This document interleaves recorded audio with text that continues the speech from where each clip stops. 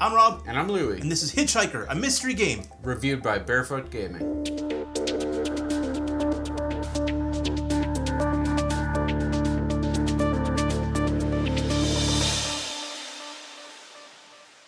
Describe Hitchhiker, a mystery game in 30 words or less. I have no idea what's happening in this game, and I don't think the writers of the game did either. It was bonkers off the wall. Well, I'm going to say that I wouldn't describe this as a game. Although it is interactive in moments throughout, this is more like reading a story of somebody that was either really high or on something. Yeah. So, did you have to solve any puzzles in it, though? Was it kind of a puzzler? There's kind of puzzles-ish. It's tough to do a review for a game like this without doing spoilers, without describing what you'll encounter. Circles. Lots of circles. That's what you're going to encounter. Say, hey, you have a choice here, and then about 5 minutes of text later, it forces you to choose the other thing anyway. In Hitchhiker, a mystery game, you start off as a hitchhiker in a vehicle. That's right. And the driver will change throughout different chapters throughout, but you will always be a hitchhiker. And you're trying to solve what has happened to you and your girlfriend, and a little bit about what's happening, who the driver is. Yep. And sometimes you'll be outside of the vehicle. Sometimes you'll have like weird visuals where things are going to change in front of you. Yep. And there are some nifty art styles in like the cutscenes.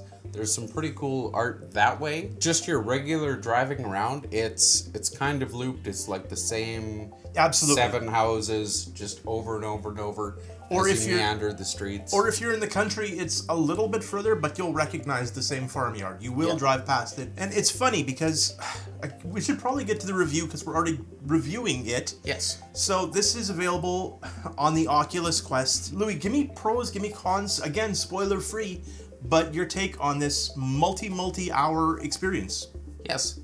Pros are, it's a game like I've never played before. It is in that way unique.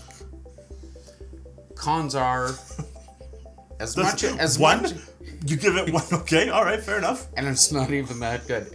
Cons are, as much as other people seem to like this game, it was not for me. I will never play this again. Actually, you know what? That is a pro. That I'll never play this game again. I hated it. It was mind-numbingly boring. That's it. That's my review. Rob, did you have a much better time than I did?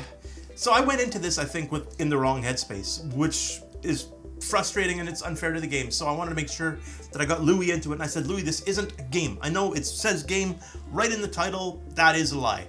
Yep. It is choose your own adventure, except when you choose your paths, you aren't really choosing your path. Yep. And we both encountered this over and over. It's like, hey, well, you don't have to do this if you don't want to, but then the game's not going to progress. Yeah. And I play D&D. I'm used to being railroaded.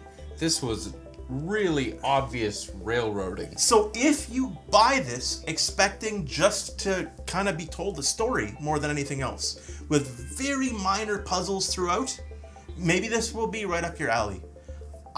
Even with that mindset, it felt too monologuing. A lot of monologuing where you're just sitting there waiting for the next button to come up and click.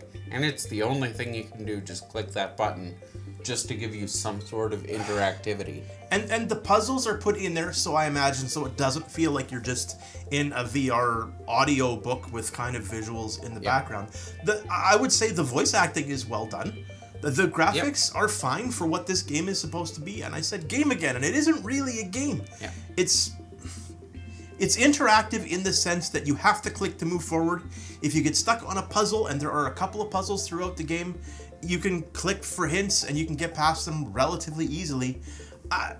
I struggle to recommend this game, and I'm sure there are a lot of people they're going to love this game. Yeah. I think this kind of experience could be like an Alice in Wonderland type thing, which would be all kinds of crazy and all kinds of cool. For me, this just felt like, oh, this is maybe interesting, and then it's like, oh, come on. An hour later, and I'm like, just move the story forward. One of the puzzles that I had to deal with was finding certain objects in the car. I found one object, and then later, after a bunch of talking, the guy produced a second object that I was supposed to find in the car out of his pocket. That was the second object I needed. And then about 10 minutes later, produced the third object that I needed. I couldn't actually find them in the car if I wanted to. And they prevent you from moving ahead in the story. Yep. They need to make this draw out so that this is a 3+ hour experience. Yep. It feels really, really long. Yeah. And they could have easily knocked that in half, really compressed the story, and actually made it maybe exciting. I think the bones underneath are possibly interesting. Yeah. It just is not enough for me to recommend. Can you imagine playing through this a second time? No, I can't. Yeah. And when we were talking back and forth about this, just describing what we had experienced, yeah, it sounds like a nightmare or a really weird dream. I think you tried to be fair going into it. Yes. And I tried to prepare you with the right mindset. Yeah. And it wasn't a fit for us. So we can't recommend the game. Don't forget to like, subscribe. If you have questions, unless they're about this game, because honestly, they're hard to write out what happens this in a is chapter. Proof that they are always honest reviews. We will never lie to you guys. Because if somebody paid us to like this would still be the review. We will talk to you again really, really soon. See ya. Goodbye.